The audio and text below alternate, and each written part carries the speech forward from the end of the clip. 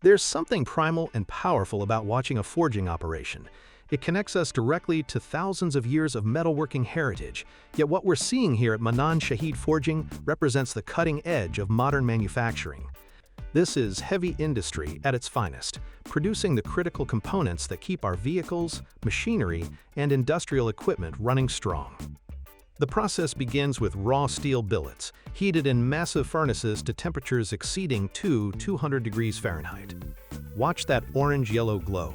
That's carbon steel at its most malleable state. The forging crew uses automated tongs to transfer the glowing billet to the forge press, and here's where the magic happens. That press can generate over 5,000 tons of force, enough to reshape steel like it's putty. For crankshafts, those crucial components that convert piston motion into rotational power, the process requires multiple strikes in specially designed dies. See how the first blow creates the rough shape? The metal flows into every contour of that die cavity, the grain structure aligning to follow the part's geometry. Each hammer blow is precisely controlled. Too little force and the die won't fill completely. Too much, and you'll create defects. The forge masters here have years of experience reading the metal's behavior, even though modern sensors and computers now assist them. Watch the gear blank being formed. This is what we call impression die forging. The steel literally erupts around the edges, forming flash that gets trimmed away later.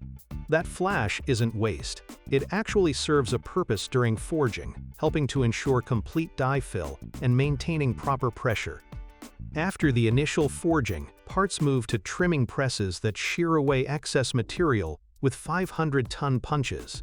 Then comes heat treatment. Parts are reheated and carefully cooled to achieve the right hardness and toughness balance. For axle shafts, which endure tremendous twisting forces, this heat treatment is absolutely critical. Those crankshaft journals need to be round within 0.0005 inches, with surface finishes smooth enough to support oil film lubrication for hundreds of thousands of miles.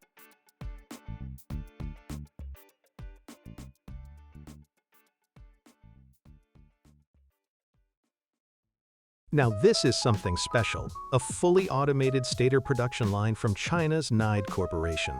If you've ever wondered how electric motors are made today, you're about to get a front row seat to some impressive robotics. For those who might not know, a stator is the stationary part of an electric motor. It's the outer ring that contains copper wire coils. These coils create the magnetic field that makes the motor spin. Every electric motor has one, from the tiny fan in your computer to the massive motors that power industrial equipment. This production line begins with stator core laminations, thin sheets of electrical steel stacked together. A robotic arm picks up each core with vacuum grippers and positions it onto the winding station with millimeter precision. Remember when this was done by hand? Workers would spend hours carefully winding copper wire around each tooth of the stator core. Now watch this automated winding head. It's programmed to wrap copper wire around each stator slot at precisely the right tension. Too loose and the motor loses efficiency. Too tight and you risk damaging the wire's insulation. The machine completes in 2 minutes what would take a skilled worker 30 minutes. Next comes the insertion process. Another robot transfers the wound stator to the insertion station, where specialized needles push the coil leads into their designated slots. The precision here is remarkable. We're talking about inserting multiple wire ends into slots just a few millimeters wide without damaging the delicate insulation coating. The lacing robot is particularly fascinating. It weaves a protective cord through the coil ends, securing everything in place and preventing vibration damage during motor operation. This used to be purely handwork requiring years of experience to master. Finally, the testing station. Every single stator gets checked for electrical continuity, insulation resistance, and winding accuracy. Any defect triggers an automatic rejection. The accepted stators move to the varnish dipping station, a protective coating that seals out moisture and provides additional electrical insulation. This entire line produces a finished stator every 45 seconds. That's efficiency our fathers could only dream about.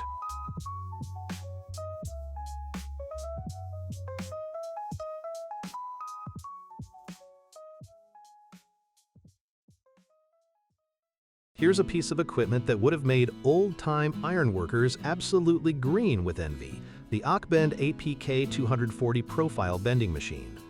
If you've ever tried bending structural steel by hand or with traditional press brakes, you'll appreciate what you're about to see.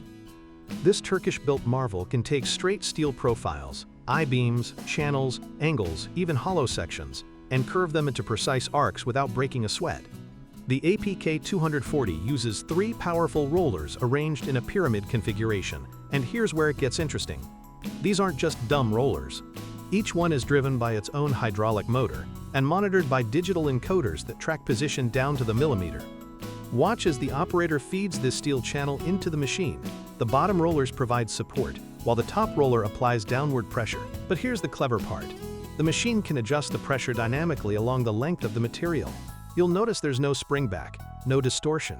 That's because the APK 240's computer has already calculated the exact overbend needed to compensate for the steel's natural tendency to spring back to straight.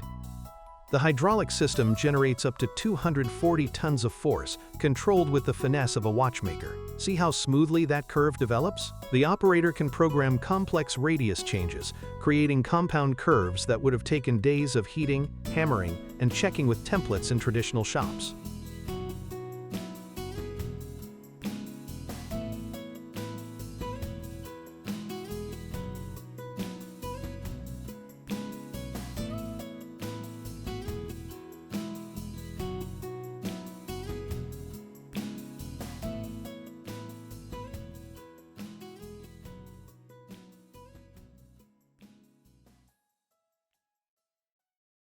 Now we're talking serious metalwork, friends. The Mannheim foundry has been casting ship engine blocks for over a century. And what you're seeing here represents the pinnacle of heavy industrial casting. These engine blocks can weigh upward of 80 tons. That's as much as 50 cars combined. It starts with pattern making, where skilled craftsmen create exact wooden or foam replicas of the final engine block, complete with cooling channels, cylinder bores, and mounting points. The foundry uses a sand casting process, but don't let sand fool you.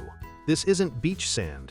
It's a specially formulated mixture of silica, clay binders, and additives that can withstand temperatures exceeding 600 degrees Fahrenheit. Workers pack this sand around the pattern in massive steel flasks, some standing 20 feet tall.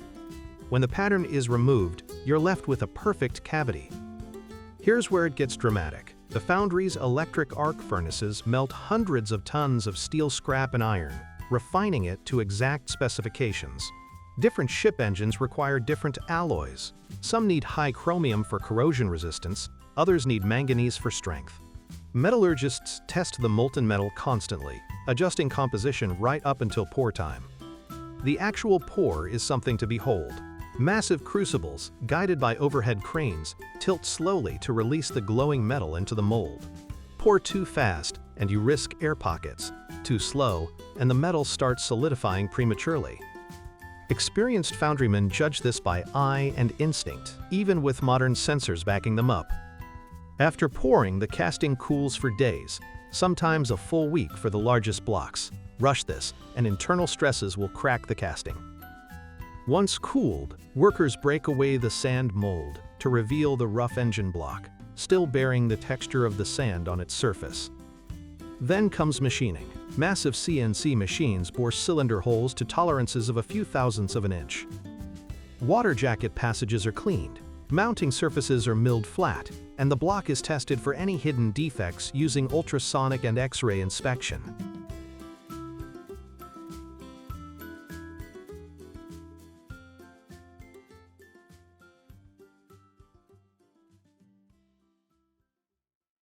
Now this is where precision meets power. What you're looking at is the Holroyd EX Series CNC rotor milling machine. And folks, this isn't your grandfather's milling setup. This machine is recognized worldwide for blazing speed, extraordinary accuracy, and build quality that simply sets the standard for the entire industry. The EX Series is purpose-built for one job, cutting rotor and screw profiles with absolute perfection. We're talking workpieces up to 850 millimeters, that's 33 inches in diameter. For context, that's roughly the width of a grown man's shoulders, and this machine cuts through it like it's nothing. Every pass of that cutting head is computer-controlled down to the micron. No guesswork, no human error, just pure, repeatable precision. Turn after turn, piece after piece. Companies building compressors, turbines, and industrial screw assemblies trust Holroyd because downtime isn't an option at that level. And watching this machine work, it's almost meditative. Here we're inside the Renfrew factory, watching skilled technicians hand-assemble the WRVIT 580, a large-format screw-type air compressor, and this process is nothing short of impressive. Renfrew has been a cornerstone of British industrial manufacturing for generations.